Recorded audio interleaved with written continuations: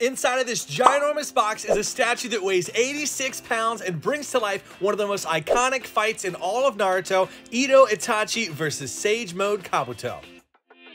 Today's statue is made by Chikara Studios and is in a 1/6 scale.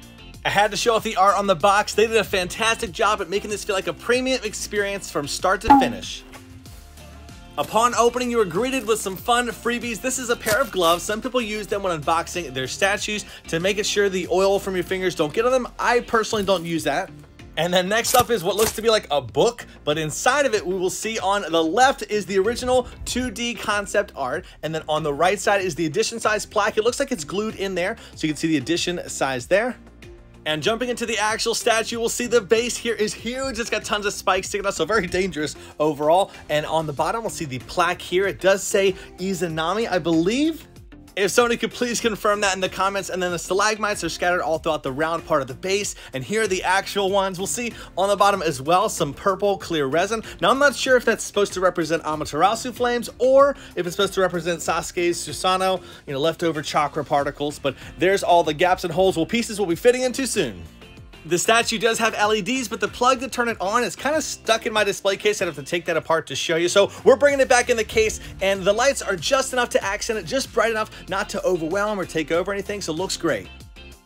My gosh, the first thing to be installed is just a huge one. Fun fact, the Susanoo hands do have 6 fingers. There's 5 there and also a thumb. And how incredible did they do with combining all these different snakes to make it look like a large snake? There's the notch that will be keying into the bottom of the base, so it does mount safely. On the back of the statue is where the next part's going to go. It's actually Itachi's legs pre-installed on the stalagmite, and on the bottom is the notch and steel rod to secure it into place. The rock looks so realistic, and the pants also have some nice texturing that bring those details out.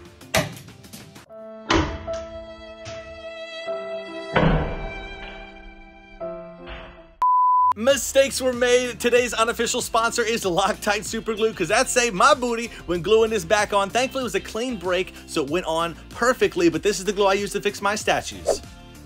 Installing this part does require a little bit of lifting of the first part, and then we have the rest of the snake body in the back. Now, we have tons of snakes shown here, but there's also some smaller ones. They sculpted separately that are going to be popping out of the snake, all color-coded with those steel rods. For most statues, there's no instruction manual for how to put it together, so I love when they dummy proof it by doing stuff like color coding. Now, they do come with these little tongues that you can install on them. I had an issue with installing them on each of them because they weren't staying. You can put a little bit of blue tack to keep it in place, but personally, I'm actually going to remove them for the statue and not put them on any of them. I guess you could super glue them if you wanted to, but I don't normally, do that unless I break something. To finish off the giant snake, we have Orochimaru's head here in the snake form. Now, crazy how they sculpted this. The details in the eyes, also the saliva in the mouth. You'll see that notch in the center there, what's going to be keying into it. I imagine you know what that's going to be, but the hair sculpt was beautiful. Tons of crazy pointy parts. So the fact that it didn't arrive with any breaks is amazing, and good job for them to do the right packaging. Something I'll point out is every snake that was sculpted separately is actually all lunging and trying to go at Itachi, so cool detail they added. Someone sent some goodies over to my P.O. box. I don't really ever get much mail there, and so I figured I'd open it up on camera and give it away to somebody because there was no name. Can't even thank anybody. So whoever did send this, I appreciate it, and it's definitely going to go to a new home once we open these up and see what's inside. I love me some blind bags, so we'll rip into these and find out. Also, if you're ever interested in sending anything to my P.O. box, that's always in the description of my videos, or I'll post it right here. I would love to open up some fun stuff on camera sometime, and inside of here is an Itachi figure. Sweet! I do believe I've seen these over at Targets before, maybe even a Walmart, so these are definitely something I was curious to see, and there's the quality on that. He has a little stand he sits on as well. And for me, the more exciting is going to be the figural keychain ones. I've opened these up in the past on here, and I actually have this box behind me. We'll go through what that's going to be. And so for this, Anbu Kakashi. This Series 5 has, nothing but bangers inside of it. So look forward to doing a video in the near future with my wife where we're going to open up every bag inside of here, and each character is going to have a point value, and whoever wins is going to get something in return or maybe lose something. We'll find out soon. Hey everyone, I wanted to officially announce that the 500K subscriber celebration is on the horizon. Hopefully sometime in March we'll be celebrating that. I will be hosting a fun live stream with tons of giveaways with statues, figures, cards. It's going to be an amazing time. Details to follow in the near future. A nice friend of mine also created a fantastic graphic to celebrate such a monumentous occasion. I can't wait to share the full thing with you. Also, I might be doing like a limited edition merch drop where like only 100 of these shirts will be available during a certain window. Definitely we'll let you know when we iron out all the details, but without delay, let's get back to the unboxing. For some reason, no idea why, but they have the bottom teeth were sculpted separately, so they do magnetize on there.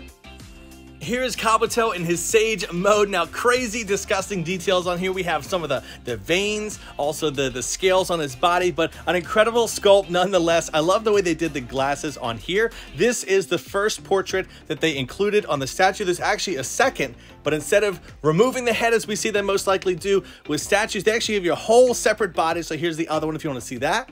And then for the snake that's coming out of the snake man, here's this one that's going to attach to his belly. So very well done here. This one I would probably be tempted to put one of those tongues into, but probably only that one. But here's the final look for that. I love the fact that it's a little bit different shaded as far as the color tone, because the normal snakes around the statue are different than his skin tone as well.